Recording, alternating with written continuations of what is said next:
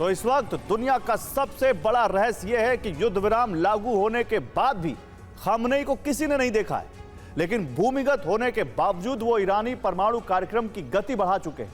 Iran की पहाड़ी के 5000 फीट नीचे एक सेफ हाउस में ईरान का यूरेनियम संवर्धन रफ्तार पकड़ चुका है। बहुत जल्द ईरान एटमी परीक्षण कर सकता है। यह माना जा रहा है कि उसी दिन खामनेई दुनिया के सामने आएंगे। इस रिपोर्ट से अमेरिका की चिंता बढ़ गई है। ईरान पर दोबारा हमलों की योजना तैयार हो गई, लेकिन इस ऑपरेशन में अमेरिकी हथियार तो होंगे, अमेरिका नहीं होगा। देखिए कैसे ट्रंप ईरान पर हमलों की तैयारी कर रहे हैं।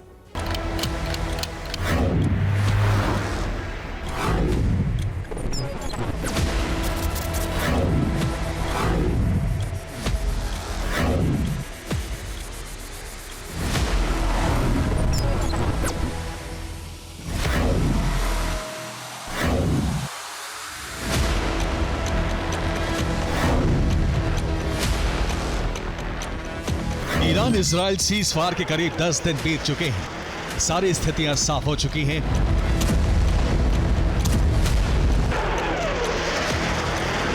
वॉशिंगटन, तेल अवीव और तेहरान तीनों ही अपनी अपनी जीत का दावा कर जश्न मना चुके हैं।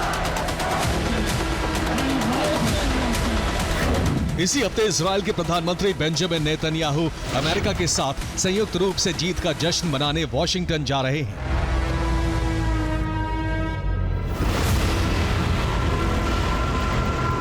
लेकिन एक सवाल है जिसका जवाब किसी के पास नहीं है। ईरान के supreme leader Ayatollah Ali Khamenei कहां हैं? खामनेई अब तक सामने क्यों नहीं आए हैं?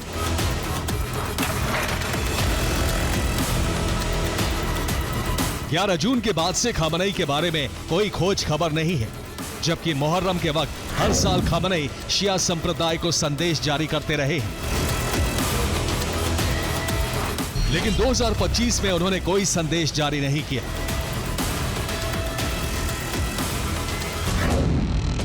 खामनेई 11 जून से गुप्त ठिकाने पर हैं। वो सिर्फ आर्मी चीफ जनरल अब्दुल रहीम मौसावी और अपने सलाहकार अली शमखानी के संपर्क में हैं। उनके उत्तराधिकारी समझे जाने वाले छोटे बेटे मुस्तफा खामनेई को भी पिता की लोकेशन के बारे में कोई जानकारी नहीं है।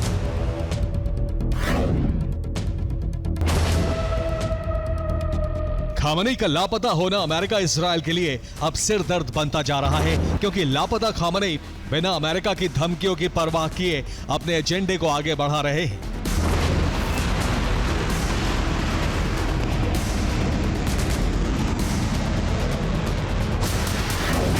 दो जुलाई 2025 को ईरान के सुप्रीम लीडर ने इसके संकेत एक एक्स पोस्ट से दिए हैं। उन्होंने लिखा, अमेरिकी राष्ट्रपति ईरान का आत्मसमर्पण चाहते हैं। क्रांति के समय से ही अमेरिका इस्लामिक ईरान के खिलाफ है।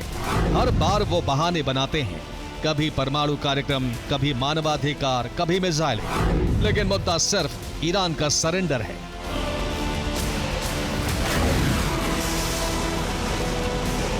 खामनेई के कहे बिना ईरान सरेंडर नहीं करेगा, बल्कि अंडरग्राउंड लेवल पर काम तेज कर दिया गया है। ईरान यूरेनियम संवर्धन की तैयारी कर रहा है।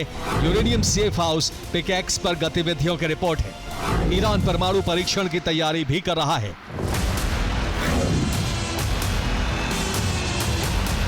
यह तैयारी पिकैक्स पहाड़ी के नीचे की जा रही है।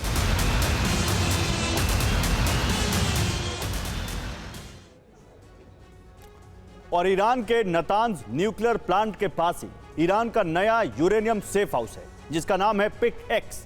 ये सुरंगों के जरिए नतांज से जुड़ा हुआ है। इसका निर्माण ईरान ने 2012 में शुरू कर दिया था और इसकी जानकारी IAEA को भी नहीं थी। पिकैक्स की ऊंचाई 5000 फीट है और यूरेनियम स्टोरेज एरिया पहाड़ी के 328 फीट नीचे है। रिपोर्ट है कि नतांज में हैवी मशीनरी का मूवमेंट देखा गया है।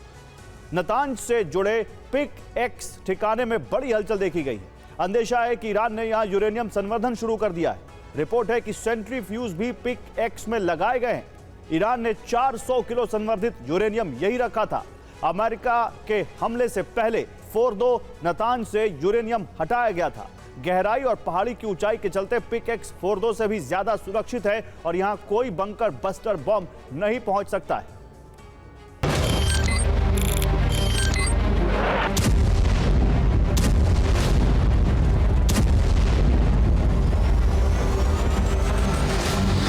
ईरान युद्ध स्तर पर परमाणु बम बनाने की तैयारी कर रहा है। परमाणु हथियारों के प्रसार पर नजर रखने वाली कई संस्थाओं की रिपोर्ट है कि ईरान जल्द एटमी परीक्षण कर सकता है।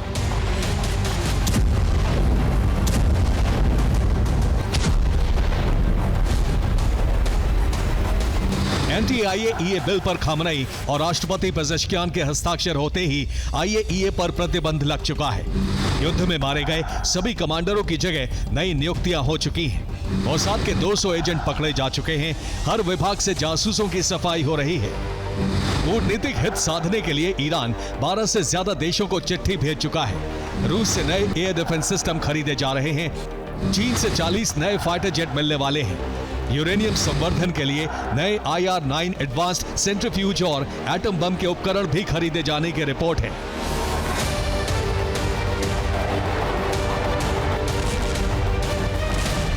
यानी ईरान अगर अगले 2 साल में परमाणु बम बनाता तो अमेरिकी हमलों के बाद यह काम वो 2 से 6 महीने में करने की तैयारी में जुट गया है।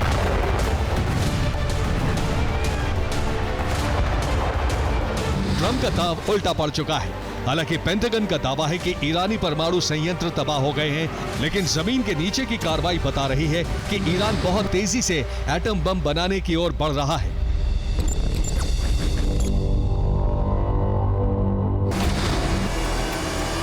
अमेरिका और इस्राएल की चिंता बढ़ गई है।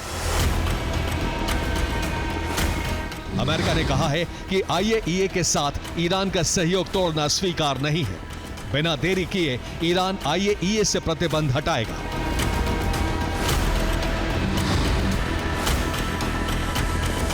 अमेरिकी मीडिया की रिपोर्ट है कि ट्रंप ईरानी परमाणु कार्यक्रम को रोकने के लिए इस्राएल को अमेरिका की सबसे बड़ी हवाई ताकत सौंप सकते हैं।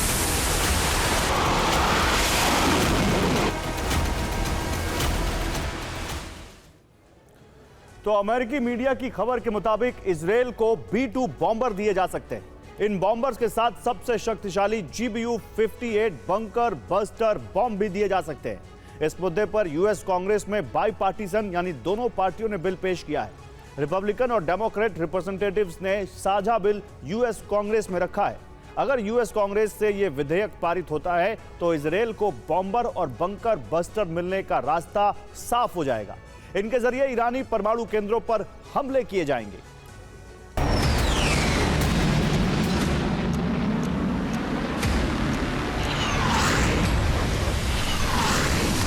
अमेरिका को लग रहा है कि अब ईरान पर फिर सर्जिकल स्ट्राइक करना कूटनीतिक लिहाज से ठीक नहीं होगा। उसने इजरायल को बंकर बस्टर और B-2 बॉम्बर देने का रास्ता तैयार करना शुरू कर दिया है।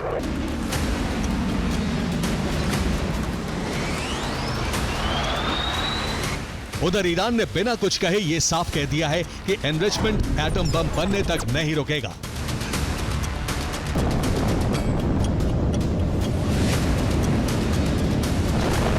खामनेई भले दुनिया के सामने ना आए हों, लेकिन ईरान के सबसे महत्वपूर्ण कार्यक्रम से लगातार जुड़े हैं।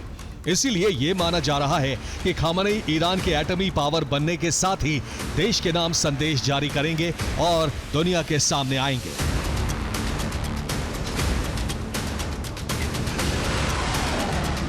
Bureau report, TV9 Bharatvarsh.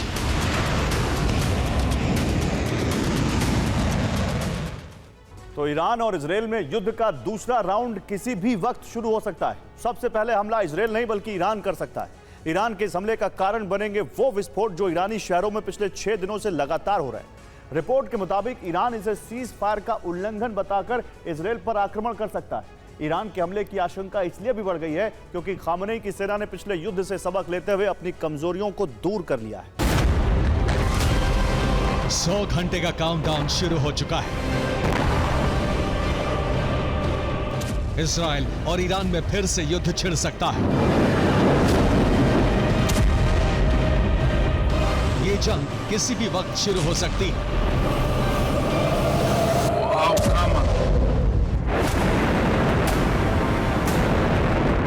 जंग की आशंका इसलिए भी बढ़ गई है क्योंकि ईरान में लगातार छठे दिन धमाके हुए। ये ईरान के बुशहर की तस्वीर है। आधी रात आसमान में कुछ ऑब्जेक्ट दिखे। इसके बाद ईरानी डिफेंस सिस्टम एक्टिवेट हो गया। एयर डिफेंस ने कई इंटरसेप्टर मिसाइलें फायर की। पूर्वी तेहराना में भी ब्लास्ट की रिपोर्ट है। रिहायशी इलाके में धमाके से इमारत में आग लग गई। ईरान पर इस तरह के हमले सीज फायर के बाद से लगातार हो रहे हैं। इन हमलों में ईरान के कई सैन्य कमांडर्स की मौत हो चुकी है। हालांकि ईरान ने अब तक इस पर कोई प्रतिक्रिया नहीं दी है।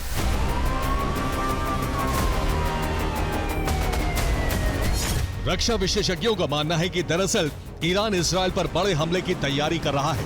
ईरान लगातार हो रहे धमाकों को सीज फायर का उल्लंघन बताकर इजरायल पर अब तक का सबसे बड़ा और भयावह आक्रमण कर सकता है।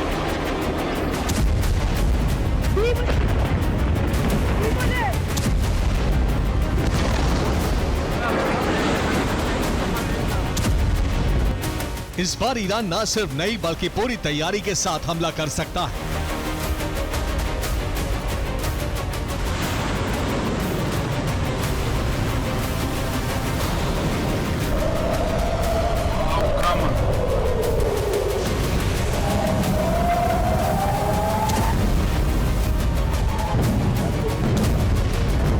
दुनिया की कई खुफिया एजेंसियों की रिपोर्ट इस बात की तरफ इशारा कर रही है कि ईरान और इजरायल के बीच जंग किसी भी वक्त शुरू हो सकती है। एक और युद्ध का खतरा हर बीतते दिन के साथ बढ़ता जा रहा है।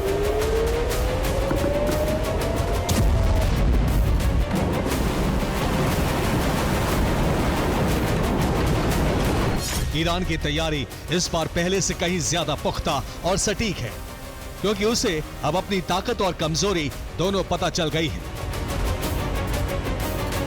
पिछले युद्ध से सबक लेते हुए ईरान रूस और चीन की मदद से अपनी कमजोरी दूर कर रहा है। इन्हीं दोनों देशों की सहायता से अपनी सैन्य ताकत भी बढ़ा रहा है। ईरानी सेना की जो चंद कमजोरियां हैं, वो जैसे ही दूर होंगी, ईरान इजरायल पर हमला कर सकता है और इसी के साथ ईरान इजरायल में युद्ध का दूसरा राउंड शुरू हो जाएगा। तो ईरान और इजरायल में 12 दिनों की जो पिछली जंग हुई, उससे ईरानी सेना को अपनी कई कमजोरियों के बारे में पता चला। पहली कमजोरी है आसमानी युद्ध, यानी ईरान एयरफोर्स इजरायली वायुसेना के मुकाबले कमजोर साबित हुई। दूसरी कमजोरी थी एयर डिफेंस की। ईरान के पास एयर डिफेंस की कमी थी। तीसरी कमजोरी यह थी कि ईरान के रडार उतना सक्षम नहीं थे जितने होने चाहिए थे, और यही वजह है कि इजरायल के ज्यादातर हवाई हमले पूरी तरह से सफल रहे।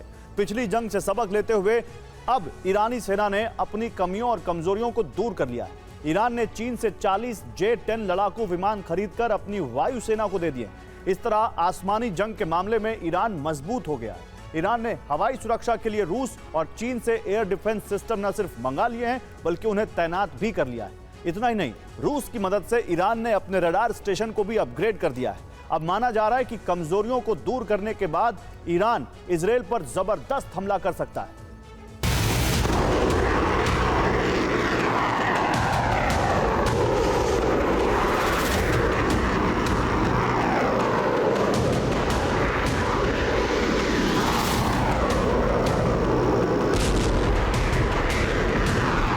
ईरान जिस तरह से आसमानी जंग लड़ने की ताकत बढ़ा रहा है, खामनेई जिस तरह से सुरक्षा कवच तैयार कर रहे हैं, वो इस बात का संकेत है कि पिछला युद्ध तो सिर्फ ट्रेलर था। विनाश की पूरी पिक्चर अब रिलीज होने वाली है। पिछले 12 दिन की जंग में अजरबैजान, जॉर्डन और सऊदी अरब ने गुप्त रूप से इजरायल का साथ दिया था, जिससे इजरायल ने ईरान के काफी हमलों को नाकाम कर दिया था। अब ईरान इजरायल को सीक्रेट रूप से मदद करने वाले देशों को ध्यान में रखते हुए नई रणनीति बना रहा है।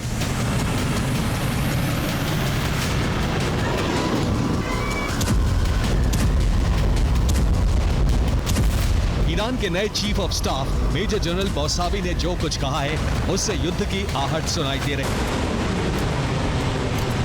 सुना आपने, अब की बार ईरान का हमला बहुत सशक्त, खतरनाक और विनाशकारी होगा। ये घोषणा कोई और नहीं बल्कि ईरानी सेना के सर्वे सर्वा यानी चीफ ऑफ स्टाफ कर रहे हैं।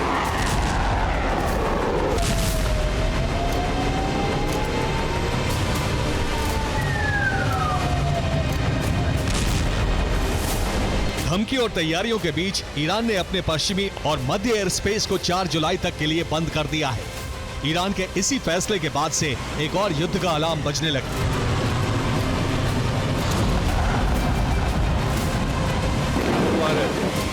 इजराइल ईरान में एक और युद्ध का खतरा बढ़ा तो अमेरिका ने अपने नागरिकों के लिए चेतावनी जारी कर दी।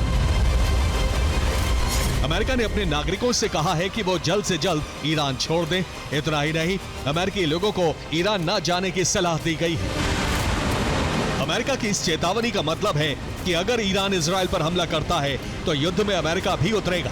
इस बार इजराइल और अमेरिका एक साथ मिलकर धावा बोलेंगे। ऐसे में ईरानी शहरों में बड़ी तबाही हो सकती है। यही वजह है कि अमेरिका ईरान में मौजूद अपने नागरिकों को युद्ध शुरू होने से पहले ही निकाल लेना चाहता है।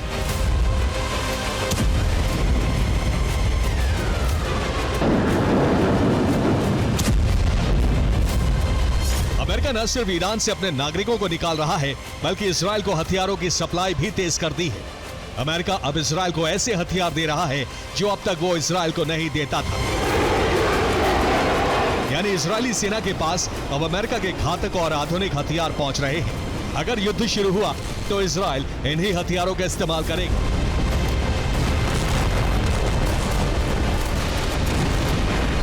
इस बीच इजराइल ने ईरान को लेकर रूस से कूटनीतिक बातचीत शुरू कर दी है। इजराइल और ईरान में फिर से युद्ध शुरू हुआ तो माना जा रहा है कि रूस ईरान का साथ दे सकता है। इसी आशंका को देखते हुए इजराइल पहले से ही रूस से बातचीत कर रहा है ताकि रूस ईरान का ना तो साथ दे ना ही हथियार। लेकिन रूस इजराइल की बात मानेगा, इसकी संभावना बहुत कम है। ऐसे में अगर युद्ध शुरू हुआ तो एक तरफ होंगे इजराइल और अमेरिका और दूसरी तरफ होंगी ईरान और रूस की सेना। इसके बाद ऐसा बारूदी घमासान छिड़ेगा कि अरब का नक्शा बदल सकता है। Bureau report, TV9 Bharatvarsh. तो ईरान और अमेरिका टकराव बढ़ गया है। ईरान ने IAEA की एंट्री बंद की, जिससे अमेरिका का पारा चढ़ गया। अमेरिका ने ओमान की खाड़ी में 5 वॉरशिप तैनात कर दिए हैं, जबकि लाल सागर से लेकर पूर्वी भूमध्य सागर तक घेराबंदी की जा रही है। अब ईरान ने धमकी दी है कि वो हॉर्मुज स्ट्रेट को ब्लॉक कर देगा। अगर ऐसा हुआ तो दुनिया में बड़ा तेल संकट पैदा हो सकता है। अब सवाल उठ रहा है कि अमेरिका का एक्शन क्या होगा। क्या अमेरिका ईरान पर फिर से हमला करेगा? इस परिस्थिति में अरब फिर से धधक सकता है।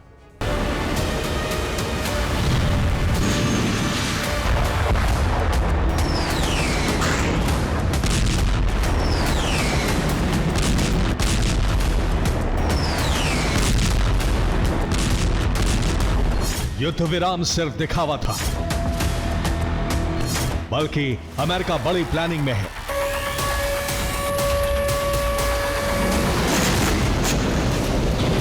ईरान पर शिकंजा कसने के लिए ट्रंप बेंजामिन की मीटिंग होने वाली है। मीटिंग में ईरान को लेकर बड़ा फैसला लिया जाएगा। लेकिन उससे पहले ही ईरान लगातार विध्वंसक फैसले ले रहा है।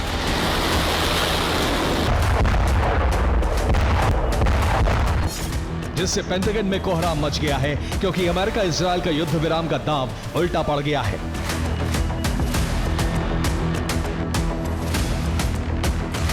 ईरान ने युद्ध विराम के वक्त को युद्धक तैयारियों में इस्तेमाल किया।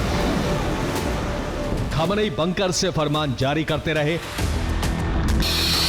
और अब ईरान ने 5 बड़े फैसले लेकर बता दिया कि वो झुकने वाला नहीं है।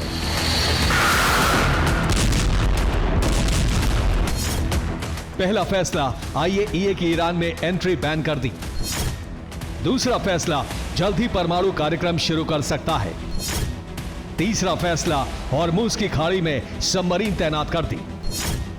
चौथा फैसला, चीन से 40 फाइटर जेट मंगा लिए। पांचवा फैसला, ईरानी प्रॉक्सी के जरिए इजराइल की घेराबंदी कराई।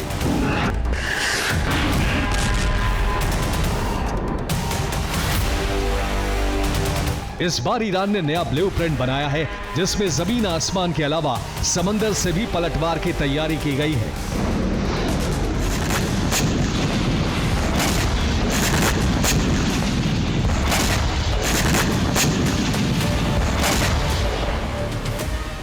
हॉर्मुज स्ट्रेट को ईरान ब्लॉक कर सकता है, जिससे पश्चिमी देशों को तेल सप्लाई रुक जाएगी, जबकि इसी दौरान लाल सागर में हूती को सक्रिय करके कारोबारी जहाजों पर हमले करा सकता है। यानी दोनों मोर्चों पर ईरान बड़ी तबाही ला सकता है।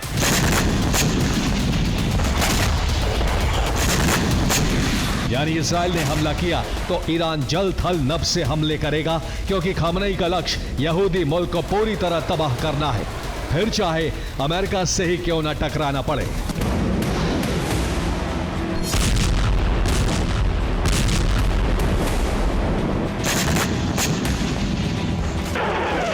जबकि ईरान पर इजराइल ने फिर से हमले शुरू किए।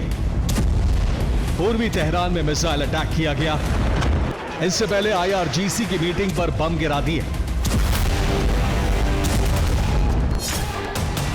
लेकिन ईरान के मंसूबे इससे भी ज्यादा खतरनाक हैं। एक तरफ वो इजराइल और अमेरिका की फोर्स को लाल सागर से लेकर फारस की खाड़ी तक उलझा कर रखना चाहता है, दूसरी तरफ जल्द से जल्द परमाणु बम बनाकर अमेरिका को काउंटर करना चाहता है और खामनेई खलीफा बनने की तैयारी में है।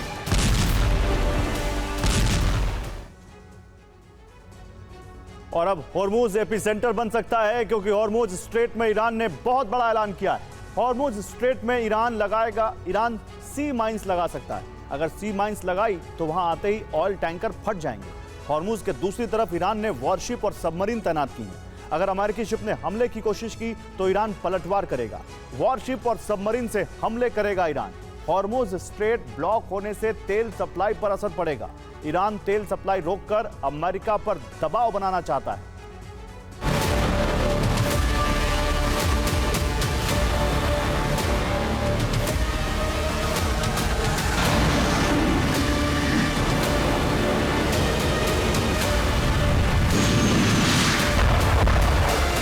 स्ट्रेट ऑफ हॉर्मुज को ब्लॉक करके ईरान बड़ा खेल करना चाहता है। अगर तेल सप्लाई रुकी तो तेल के दाम बढ़ेंगे, जिससे बड़ा संकट पैदा हो सकता है। लाल सागर में पहले से ही हूती ने रूट ब्लॉक किया हुआ है। अब हॉर्मुज रूट भी ब्लॉक हो गया तो ग्लोबल कारोबार ठप हो जाएगा। ईरान शुरुआत में 7 दिन तक लाल सागर और हॉर्मुज रूट को ब्लॉक करेगा, जिससे दुनिया के कई देश ईरान से रूट खोलने के लिए कहेंगे। तब ईरान ऐसे हालात के लिए इजराइल और अमेरिका को जिम्मेदार ठहराएगा।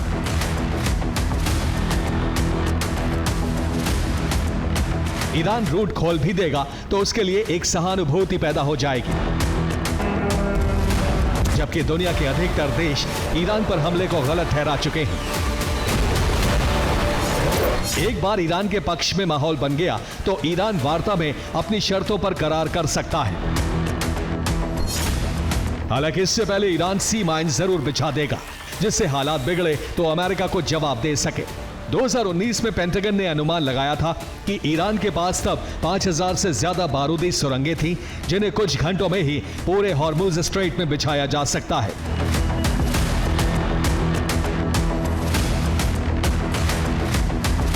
अब ईरान के इस विध्वंसकारी प्रयोग का जवाब देने के लिए अमेरिका ने सेंटकॉम को एक्टिव किया है। बहरीन में 4 माइन काउंटर शिप भेजे हैं, जो माइंस बिछाने के साथ ही हरकत में आ जाएंगे।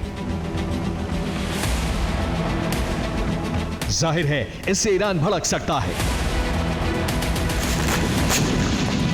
इजराइल पर हमले का आदेश दे सकता है।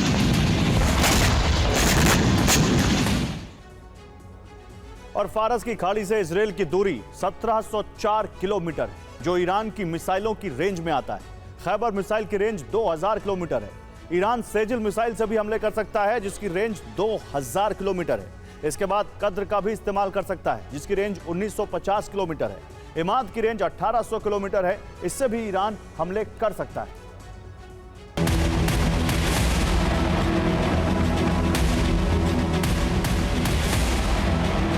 ईरान ने मिसाइलों को अलर्ट मोड पर डाल दिया है और हॉर्मुज में सबमरीन के साथ वॉरशिप तैनात करके पेट्रोलिंग बढ़ा दी है, क्योंकि अमेरिका लाल सागर में भी वॉरशिप बढ़ाकर सेंट्रल कमांड को ज्यादा ताकतवर बना रहा है।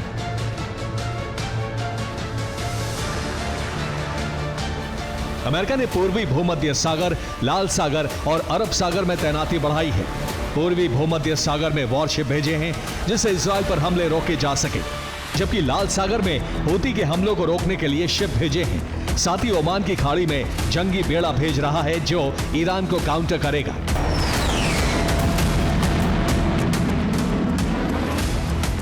ये फैसले 2 जुलाई को पेंटागन में हुई मीटिंग के बाद लिए गए, जिसमें यूएसएस कार्ल विंसन और यूएसएस निमित्ज की तैनाती भी शामिल है, जबकि कुछ और वॉरशिप ईरान के पास तैनात किए जा रहे हैं।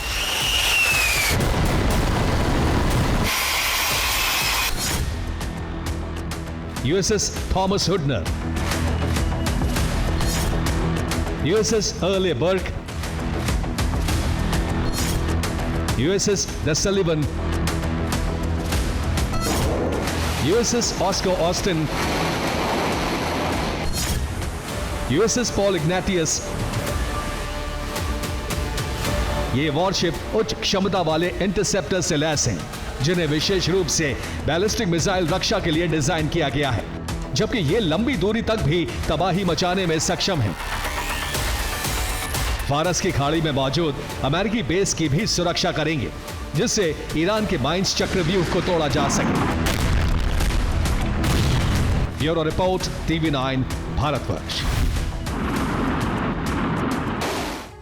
तो यूक्रेन जीत का मिशन बेहद तेज रफ्तार से आगे बढ़ रहा है। रूस की सेना 2 मोर्चे से यूक्रेन में कब्जा अभियान चला रही है। लुहांस्क के रूस समर्थित गवर्नर ने ऐलान कर दिया है कि डोनबास का ये इलाका पूरी तरह से रूस के कब्जे में, जबकि डोनेस्क और पोक्रोवस्क में रूसी सेना तेज रफ्तार से आगे बढ़ रही है।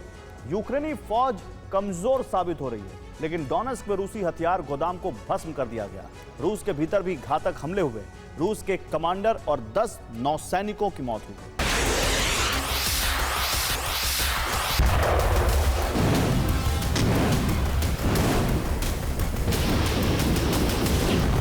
यूक्रेन में रूस अब अपने लक्ष्य के बहुत करीब है।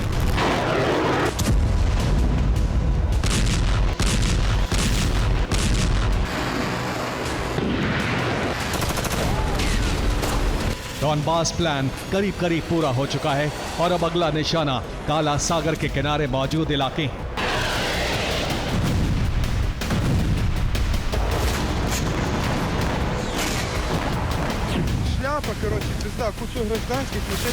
रूस का सबसे भीषण हमला यूक्रेन के ज़ाइटोमीर में हुआ। यहां एक गैस प्लांट को रूस ने टारगेट बनाया।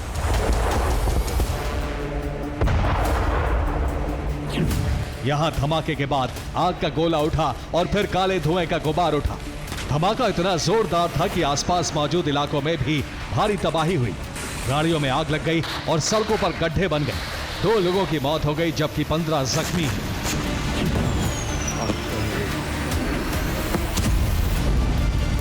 ताबड़तोड़ बमबारी के बीच यूक्रेन मुकाबले की कोशिश में है, लेकिन रूस की ताकत के आगे यूक्रेनी सेना की कोशिशें कामयाब नहीं हो पा रही।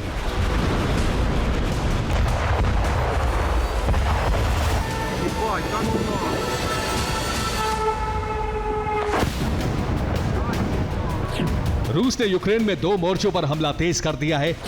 पूर्व में डोनेस्क, पोक्रोवस्क में भीषण हमला हुआ है। उत्तर पूर्व में सुमी में यूक्रेनी सेना पर बड़े हमले हो रहे हैं।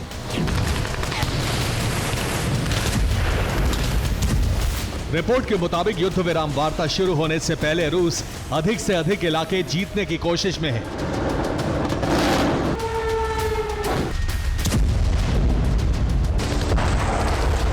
अमेरिका के फैसलों से भी रूस के हौसले बुलंद हैं। ट्रंप ने रूस की कई कंपनी और बैंक से प्रतिबंध हटा लिया है। सीरिया युद्ध से जुड़ी रूसी एजेंसियों से भी बैन हटाया गया है।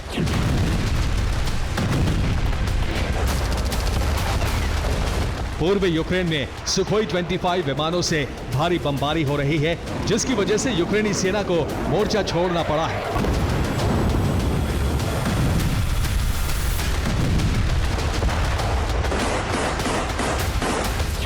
ज़ेपोरिजिया में रूसी सेना ने एक ब्रिज को तबाह कर दिया। ओडेसा में एक इमारत पर रूस ने हमला किया। ज़ाइटोमीर में रूस ने 2 हथियार फैक्ट्री को नष्ट करने का दावा किया है।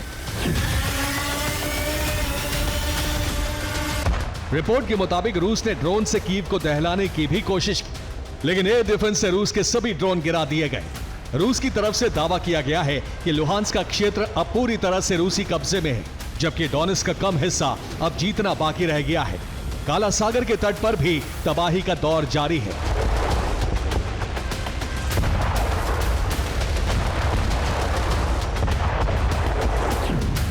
ओडेसा में रूस के हमलों के बाद अपार्टमेंट में आग लग गई। यूक्रेनी सेना के मुताबिक ड्रोन से अपार्टमेंट पर हमला किया गया। इसके बाद अपार्टमेंट में फंसे लोगों को निकाला गया। रिपोर्ट के मुताबिक कुछ लोग मामूली रूप से जख्मी हुए हैं। रूस ने यूक्रेन के स्लोवियांस्क में भी हमला किया। यहां एक गोदाम को निशाना बनाया गया। रिपोर्ट के मुताबिक इस जगह से यूक्रेनी सेना को ड्रोन की सप्लाई की जा रही थी और यहां ड्रोन का बड़ा भंडार मौजूद था।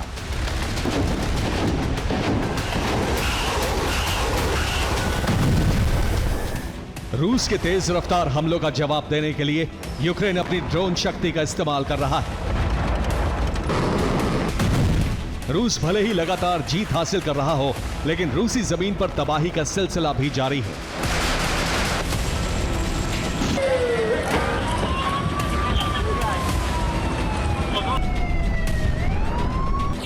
रूस के कुपोल में हथियार फैक्ट्री पर यूक्रेन ने हमला किया। ड्रोन बनाने वाले 4 प्लांट को ड्रोन से निशाना बनाया गया। ड्रोन हमले से 1300 स्क्वायर मीटर के इलाके में आग लग गई। कुपोल में रूस आत्मघाती ड्रोन का प्रोडक्शन कर रहा था। सैटेलाइट इमेज से पता चल रहा है कि यूक्रेन का हमला कामयाब रहा और बिल्डिंग पूरी तरह तबाह हो गई। डोनेट्स्क में भी यूक्रेनी सेना ने पलटवार किया है। यहां रूसी सेना के एक गोदाम को निशाना बनाया गया।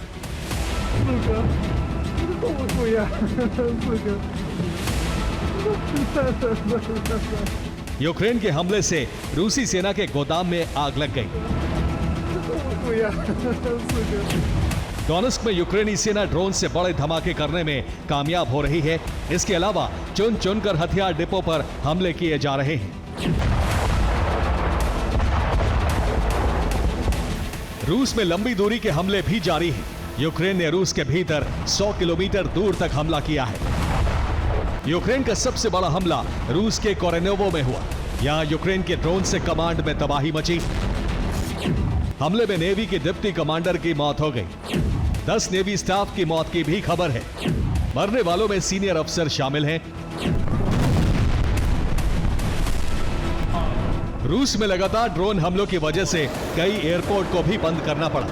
रूस के ओरियोल, मिलेरोवो और प्रिनमोर्स्क में लगातार ड्रोन से हमले किए गए। रूस के लिपित्स्क और वोरोनिश में कई ड्रोन हमले हुए। रूस ने यूक्रेन के 69 ड्रोन को गिराने का दावा किया है।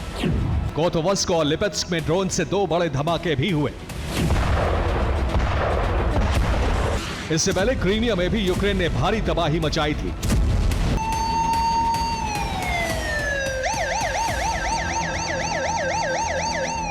Bureau report, TV9, Bharatvarsh. रूस के खिलाफ यूक्रेन की बढ़ी हुई आक्रामकता में अचानक ऐसी स्थिति बन गई है जिसमें यूक्रेनी राष्ट्राध्यक्ष अब खुद को शक्तिविहीन आंकने लगे और इस स्थिति का निर्माण किया है अमेरिका के राष्ट्रपति ट्रंप ने। उन्होंने एक ऐसा फैसला लिया है जो बताता है कि उनकी और रूसी राष्ट्रपति पुतिन के बीच कोई गुप्त डील हो चुकी है। आखिर क्या है ट्रंप का वो फैसला जिस पर संदेह हो रहा है, इस रिपोर्ट में देखिए।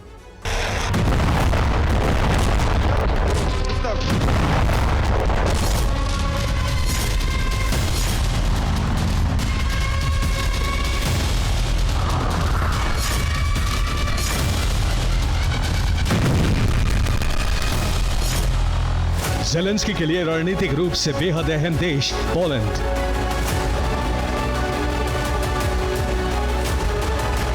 लेकिन अब इसी देश का रणनीतिक महत्व ट्रंप और पुतिन के लिए बढ़ गया है।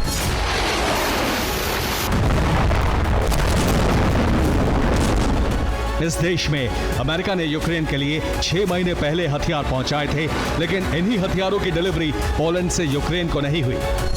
तो क्या पोलैंड ने खुद यूक्रेन की मदद पर रोक लगाई है या फिर नेटो ने यूक्रेन की हथियार सप्लाई रोक दी है? सवाल जरूरी है, लेकिन इन सवालों का अस्तित्व तब तक ही बना हुआ था जब तक ट्रंप और ज़ेलेंस्की के बीच टकराव नहीं हुआ था। लेकिन व्हाइट हाउस में टकराव के बाद यूक्रेन को हथियारों की सप्लाई से जुड़े फैसले की दिशा ट्रंप की तरफ घूम गई।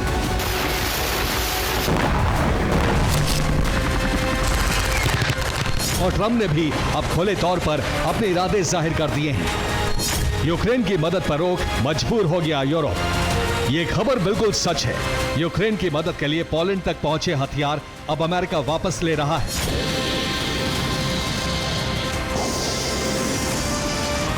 और ये वो हथियार हैं जिनकी रूस के खिलाफ युद्ध में यूक्रेन को सबसे ज्यादा जरूरत है।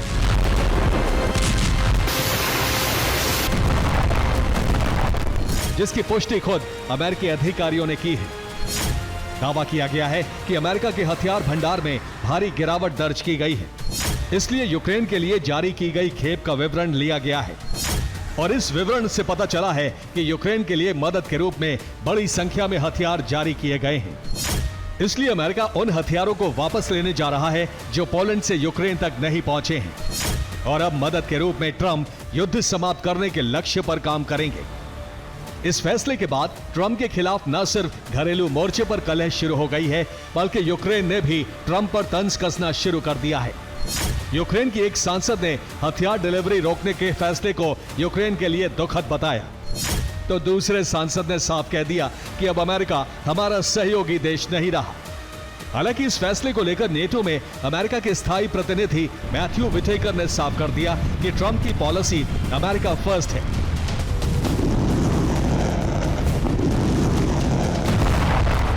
और इस समय अमेरिका की जरूरतों पर ध्यान देना जरूरी है।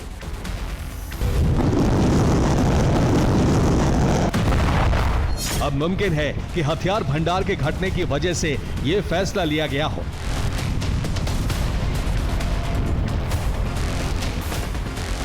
लेकिन दूसरी तरफ संकेत कुछ और भी मिल रहे हैं। दरअसल यूक्रेन अपने यूरोपीय सहयोगियों के साथ हथियार उत्पादन पर ध्यान दे रहा है, जबकि ट्रंप ने खुद इस युद्ध से अमेरिका को पहले ही अलग कर दिया है, जिससे पता चलता है कि ट्रंप मदद रोककर यूरोप पर दबाव बनाने की कोशिश कर रहे हैं।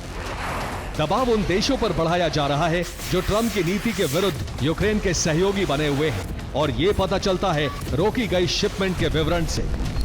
दावा है कि अमेरिका ने 252 हाइमर्स GMLRS मिसाइलें, 30 पैट्रियट एयर डिफेंस मिसाइलें, 8,496 आर्टिलरी के 155 mm के गोले, 92 AIH एयर टू एयर मिसाइलें, 142 AGM-114 हेलफायर मिसाइलें, 25 स्टिंगर मिसाइलें और 125 AT-4 एंटी टैंक वेपन की डिलीवरी रोक दी है।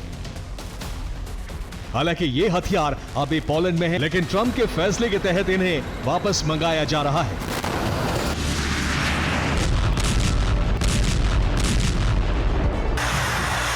और ट्रंप के इस फैसले से क्रेमलिन भी खुश है। क्रेमलिन के प्रवक्ता दिमित्री पेस्कोव के मुताबिक यूक्रेन को हथियार सप्लाई बंद होना अच्छा फैसला है। ट्रंप के इस फैसले से सैन्य अभियान का अंत करीब आ गया है। ट्रंप का यह फैसला युद्ध को समाप्त करने की दिशा में बड़ा कदम है, लेकिन क्या वाकई ऐसा है? Priority of President Trump to bring the Russia-Ukraine war to an end through a durable, negotiated settlement, starting with an immediate ceasefire. सवाल इसलिए उठता है क्योंकि यूरोप अब भी यूक्रेन का मददगार बना हुआ है, और अगर ये मदद नहीं रुकी तो इस युद्ध का भविष्य और भी घातक हो सकता है। ऐसा इसलिए क्योंकि यूक्रेन की सुरक्षा क्षमता जल्द ही खत्म हो जाएगी। यूरोपीय देश यूक्रेन के साथ मिलकर हथियार निर्माण कर रहे हैं। यूरोपीय देशों ने अगले 6 महीने के लिए युद्ध की योजना भी बना ली है। तो वहीं यूक्रेन एयर डिफेंस खरीदने या किराए पर लेने की तैयारी कर रहा है, जो रूस के लिए भड़काऊ कदम साबित हो सकता है। और रूस इस बार अकेले यूक्रेन को नहीं बल्कि पूरे यूरोप को टारगेट कर सकता है।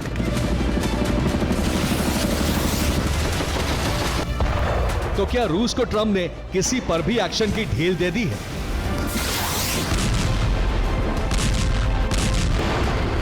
अगर ऐसा है तो फिर यूरोप की घेराबंदी तय है और ज़ेलेंस्की का यूक्रेन छोड़ना भी तय है।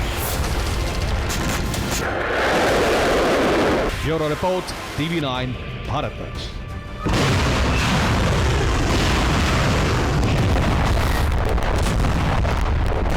और हिंद प्रशांत क्षेत्र में चीन की एक हिमाकत ने युद्ध के बादल गहरा दिए। चीन ने अपने युद्धाभ्यास के दौरान ताइवान की सीमा का एक ही दिन में 41 बार उल्लंघन किया, जिसके बाद ताइवान ने एक ऐसा कदम उठाया जो टकराव का कारण बन गया।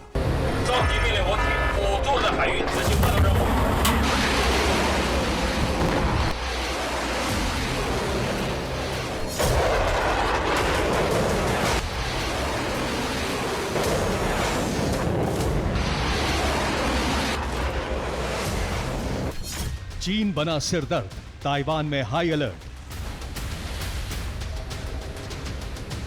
चीन का युद्धाभ्यास हिंद प्रशांत क्षेत्र में तनाव बढ़ा रहा है।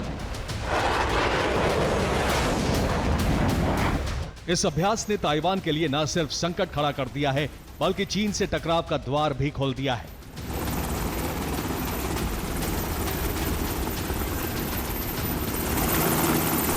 अब चीन के साथ टकराव में ताइवान के साथ कौन होगा, क्यों होगा, यह विमर्श का अलग विषय है। लेकिन इतना तय है कि ताइवान का साथ देने अमेरिका एक्शन में आ सकता है।